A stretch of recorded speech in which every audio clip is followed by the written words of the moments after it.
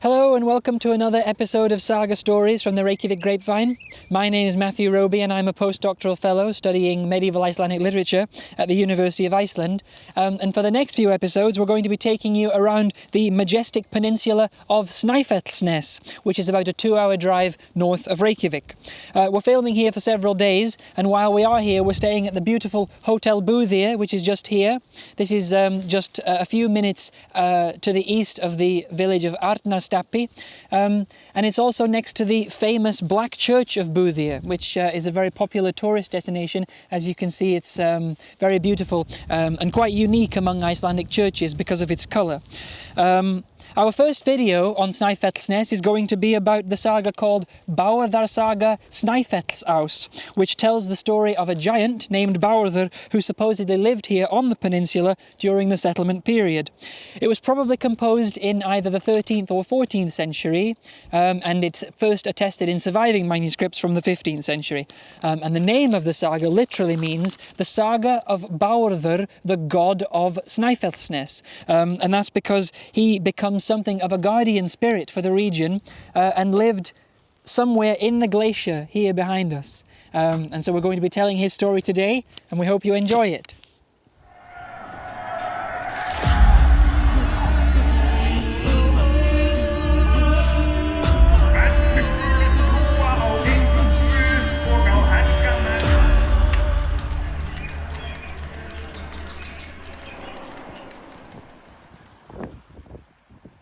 Although Bárðr does become a guardian spirit here, he isn't actually originally from Iceland, and so to begin our story we've come here to Djúpalón on the southern shore of Snæfellsnes, which is apparently where Bárðr's ship first came to shore.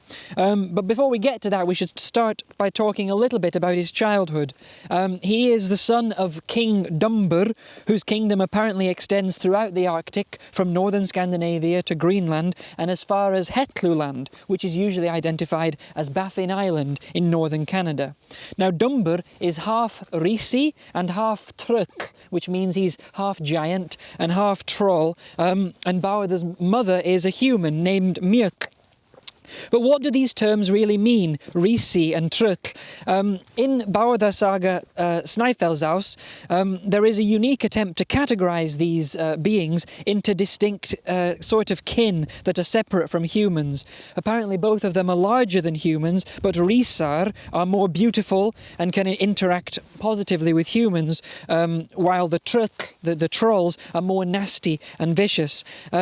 However, throughout the rest of the saga corpus, and indeed throughout the rest of Bárðar Saga, these terms are actually used rather loosely and sometimes interchangeably. So Risi usually does mean giant and is often used interchangeably with words like Jötun, which also means giant. But the word Tröll, on the other hand, can be used to refer to a distinctly non-human being, often very big and ugly, and they can sometimes be referred to as flagth, thurs, or bergbúi, which means rock dweller.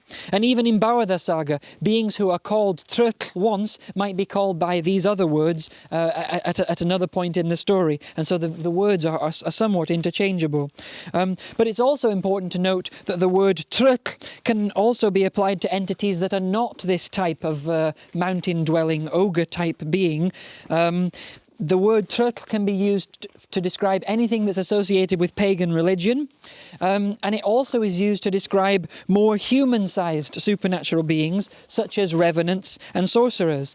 And so the best definition of Tröll, as it was understood in medieval Iceland, and the definition preferred by Professor Ármann Jakobsson of the University of Iceland, is a supernatural, usually malicious being, sometimes a non-human ogre, cave-dwelling type being, but not always.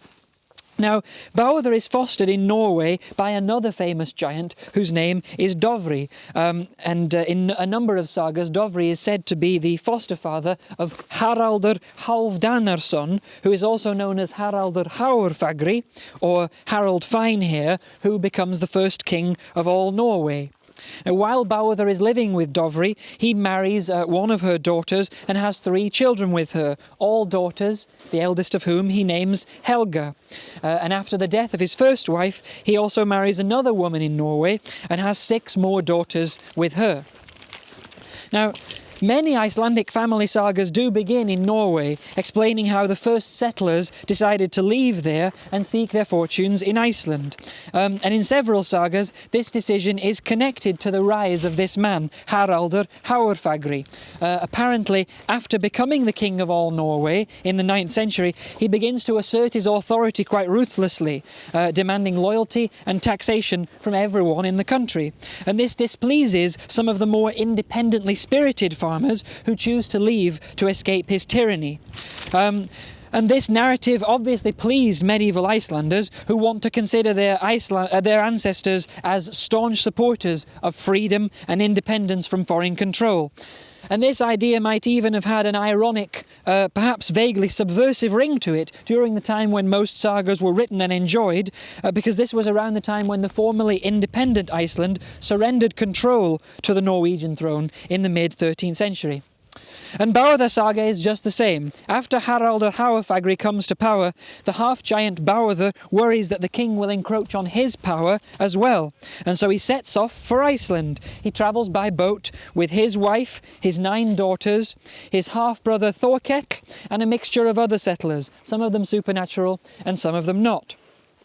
As I said, he lands somewhere around here at Djúpalón, which is now a popular tourist site. A beautiful lagoon over here, and also the remains of a British fishing trawler which was wrecked here in the 1940s, as you can see all around us. So the saga says that Bárðr found a cave somewhere in the rocks around here and performed some kind of pagan ritual or sacrifice in thanks for his successful voyage, after which it became known as Tröllakirkja, or the Church of the Trolls. Bárðr himself then travelled about 10 kilometres east and built a house for himself at Laugarbrekka, near a pool where he is said to have bathed, which is now called Bárðarlaug.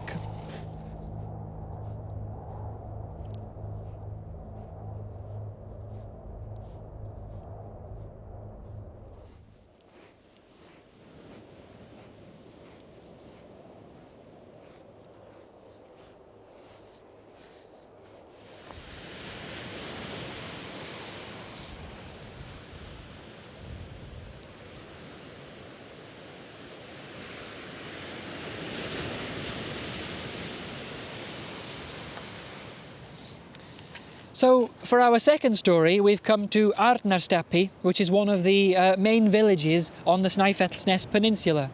As I mentioned, Bárðr made his own home at a place called Laugarbrekka, which is about 4 kilometres to the west of here. But his half-brother Þorkell, who you might remember shares Bárðr's human giant lineage, makes his home here, somewhere around Arnarstapi.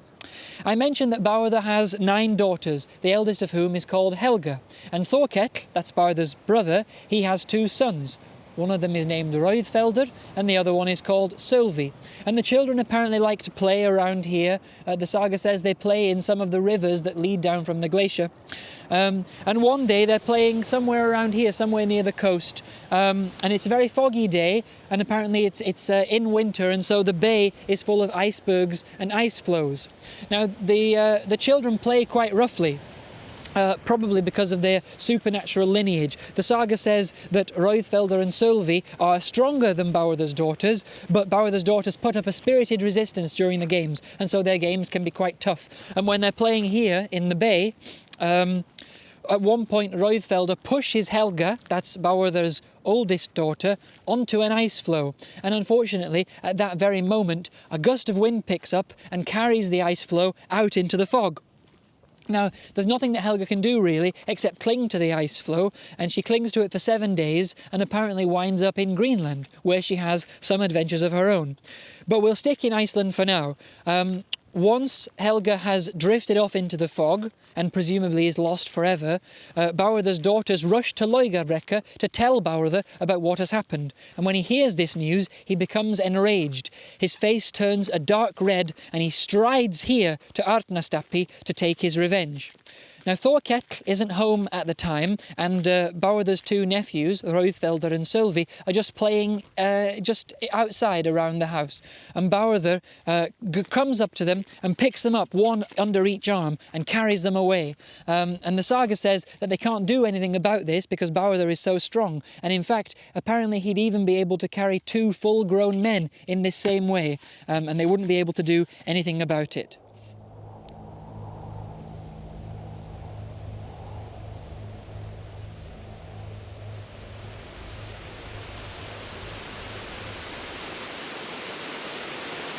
So he takes the two boys, one under each arm, and strides off north towards the mountains.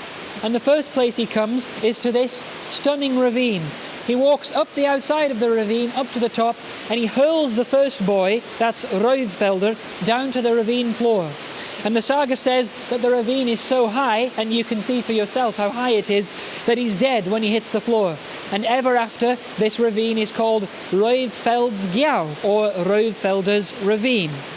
Now, you remember, he still has Sölvi, the other nephew, under his other arm. And so then he marches back down to the seashore, to a cliffside, and hurls Sölvi off a tall cliff. And that cliff is so tall that the fall also kills Sölvi. And forever after, that cliff is called Sölvahammar, or Sölvi's cliff. Now, after he's committed these two murders, Bárðr strides back to Arnarstapi, where he announces the killings, which is an important part of medieval Icelandic legal procedure, and after which he returns back home to Laugarbrekka. Bárðr's half-brother Þorbjarnardóttir, the father of these two boys, was not in Iceland at the time. Apparently he was away at sea. But once he arrives back home in Arnarstapi, he wastes no time in seeking revenge. He immediately goes over to Laugarbrekka, which is Bárðr's house, and apparently the two brothers don't even waste any time exchanging a greeting. They immediately start wrestling. And because of their supernatural strength, while they're wrestling, they tear up the landscape around them. Now Bárðr proves to be stronger, and so he wins this wrestling match, and he breaks his brother's leg. And so apparently his brother Þorbjarnardóttir is known as Þorbjarnardóttir Bundinfóti, or Þorbjarnardóttir bound leg, ever after. Now Bárðr is deeply affected by all of this, losing his daughter, as far as he knows, losing her for good, killing his two nephews, wounding his brother. All of this bothers him, and he becomes very sullen and irritable. And apparently even his best friends can't get a word out of him. And so he finally decides that, partially because of his sorrow and partially because of his supernatural lineage, he's no longer suited to living among humans. So he gives his property at Laugarbrekka to some friends and goes up onto the mountain, somewhere onto the glacier there of Snæfellsáss, and finds a home there. And it's after that that people start calling on him when they're in trouble, and he becomes something of a guardian spirit for the region. And it's around that time that people start calling him Snæfellsáss, or the god of Snæfell. And here is the statue of Bárðr in Arnarstapi, which shows just how much the people of the region connect to this figure and his story. And of course it also shows what a popular figure he's become among tourists. And the next time you come and visit Iceland, you can also have your picture taken here with Bárðr Snæfellsáss.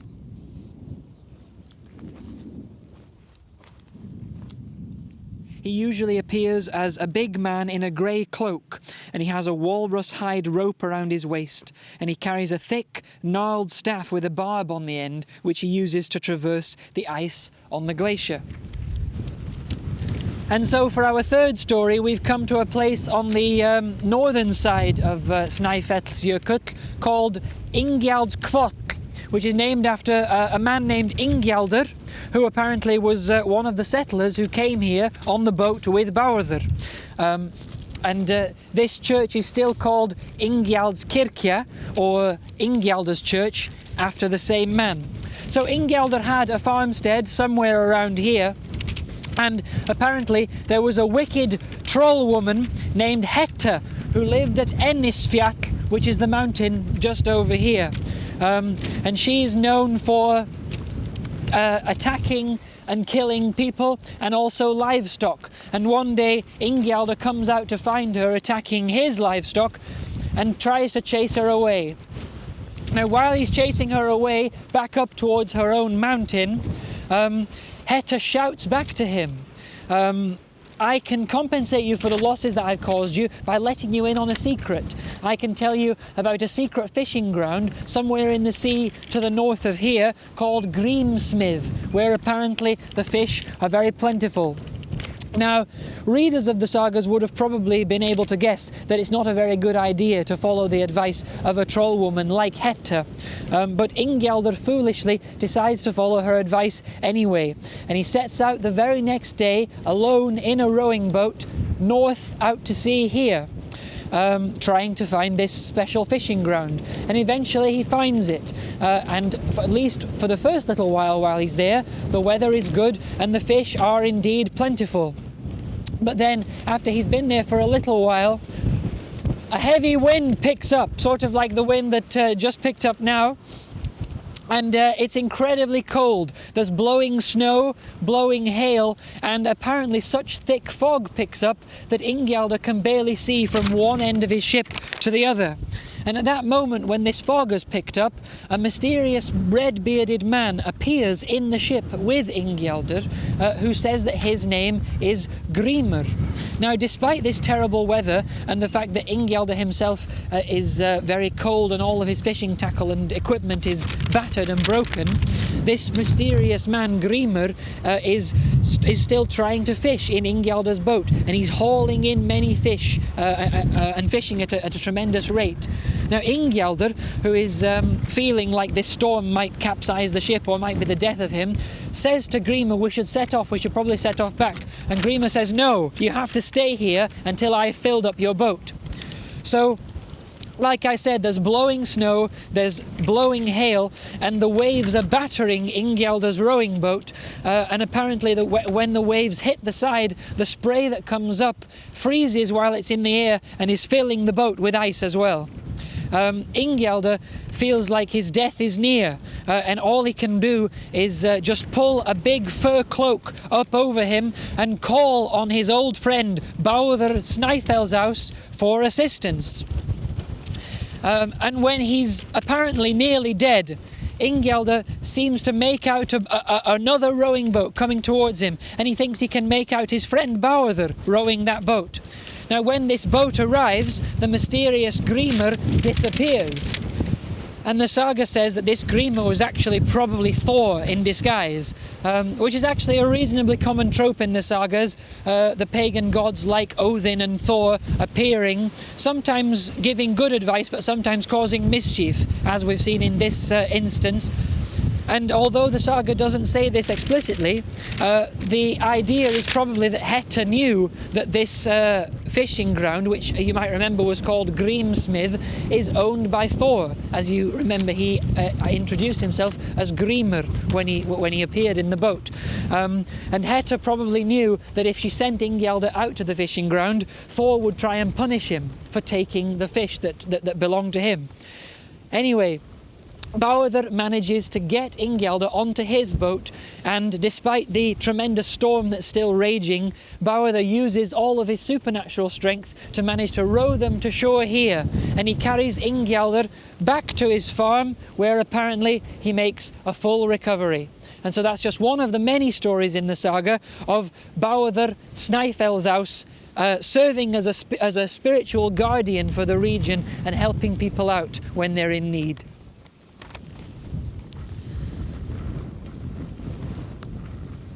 So that's it for another episode of Saga Stories with the Reykjavik Grapevine. We hope you enjoyed it. If you did, please remember to like, subscribe and comment below. I will only say that there are several other very interesting stories from this saga, from Bárðar's saga Snæfellsáss, some of which are about the parties and celebrations that the cave-dwelling trolls have, which reveal more about the lives, the imagined lives and social lives of these supernatural beings. So if you're interested in hearing about that, please stay tuned for more episodes of Saga Stories in the future. For now, though, I'll just say that my name is Matthew Roby from the University of Iceland, and I'd like to thank you for joining us this time. Oh, and I'd like to thank Hotel Guðríðr again for putting us up while we film these videos on Snæfellsnes. So thank you, and we'll see you again soon.